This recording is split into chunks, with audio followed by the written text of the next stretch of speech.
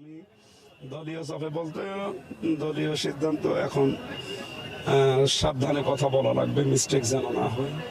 মানে কথা বলতে গেলে 1.5-2 ঘন্টার ভেতরে হয়তো স্লিপ অফ টার্ন হয়, এগুলো আরো সতর্ক থাকা লাগবে। আমি সতর্ক থাকবো ইনশাআল্লাহ। এখানে আমাদের রাসূলের জীবনের উপরে আমরা আলোচনা করেছি, তার বিভিন্ন দিক এবং বিভাগ নিয়ে।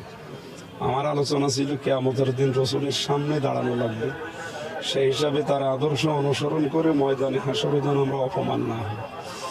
এবং বাংলাদেশ জামাত ইসলামী থেকে যেহেতু আজকের আয়োজন, বাংলাদেশ জামাত ইসলামী রাসূলের জীবন আদর্শ মেনে যে রাজনীতি করছে, এই বার্তাটা আজকে দেওয়ার চেষ্টা করছিলাম।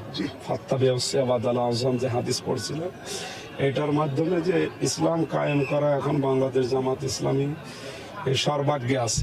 সুতরাং হাদিস হচ্ছে, যাদের দ্বারা ইসলাম কায়েম করা দ্রুত সম্ভব তাদেরকে তোমরা সাপোর্ট করো, ইত্তেবা করো, অনুসরণ করো।